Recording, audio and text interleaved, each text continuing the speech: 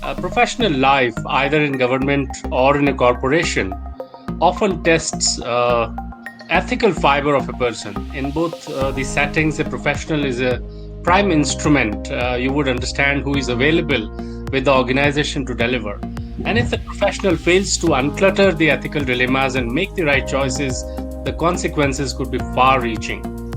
We have set out to seek clarity on some of the critical questions, such as what constitutes ethical conduct, what are the dilemmas and paradoxes which are inherent in when you work either in the government or outside, what are the temptations to deviate from ethical conduct, and how an individual can help oneself. I'm Navneet Sharma, and I'm in conversation with here Mr. Anil Swaroop, a performer bureaucrat and a best-selling author, and two eminent panelists, Andrew Stark, professor at the Monk School of Global Affairs and Public Policy, University of Toronto, and he has been also a policy advisor in the Office of the Prime Minister of Canada, and Professor Renaldas Gudauskas, Director General of the National Library of Lithuania. He has been a former advisor to the Prime Minister and President of Lithuania.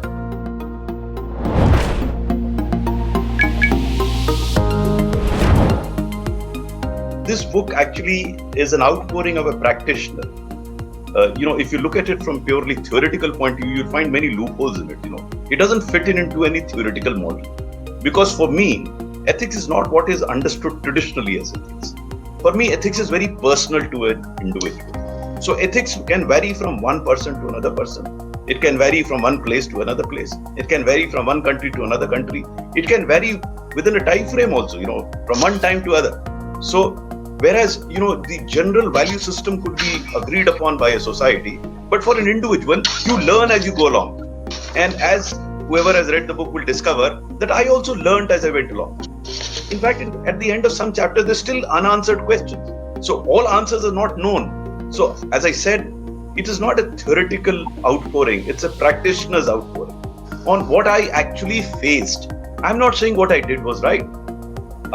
There could be better solutions. What I am trying to say in my book is how I responded to a particular situation. There were certain choices that were available. I made conscious choices. To begin with, in the earlier part of my career, I was not very sure. The dilemma was there in my mind as well. Objectively, there was dilemma. Objectively, there will always be a dilemma. There will be choices. But if you evolve in a particular manner, and that's what I try to demonstrate in my book, then it ceases to be a dilemma in your mind.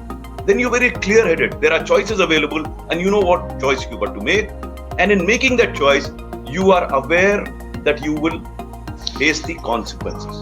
The point that I'm trying to make here is that given the evolving environment, there is a price to be paid either way, whether you follow an unethical life or you follow an ethical life. Then a choice has to be made by a civil servant, and I limit myself to civil servant, though of course the feedback that now I'm getting is what has been written in the book could be applicable to any domain.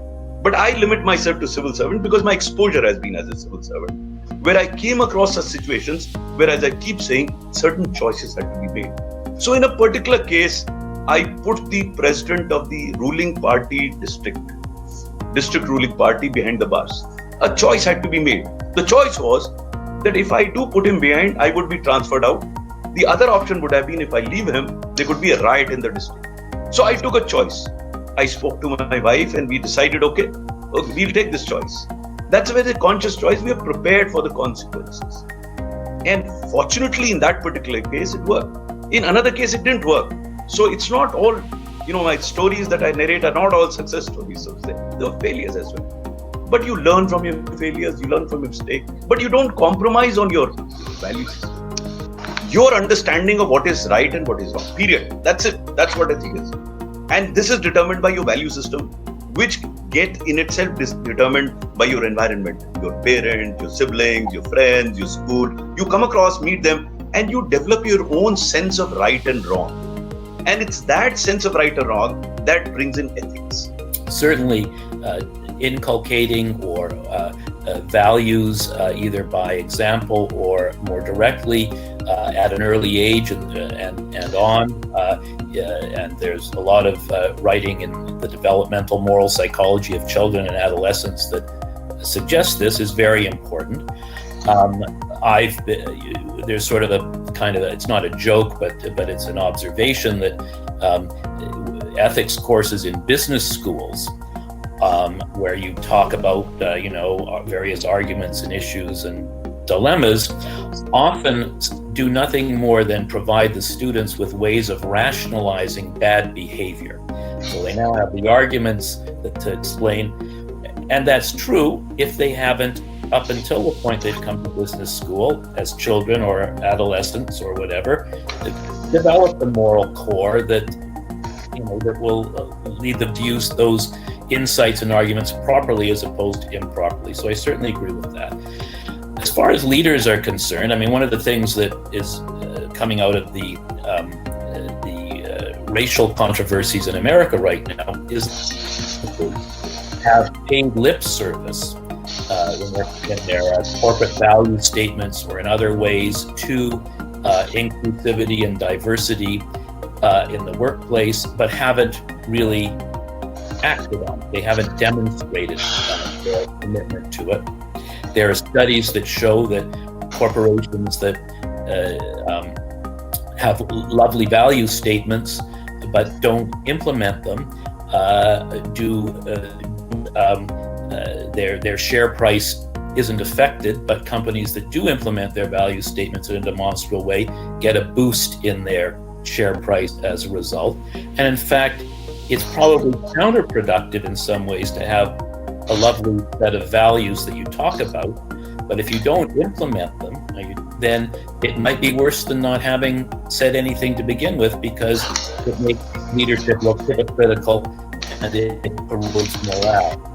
So certainly the importance of leadership, not simply talking and uttering the right sentiments, but demonstrating them and enacting them is very well established, certainly in writing on business ethics, and I'm sure that I don't see any reason why government should be any different on that score.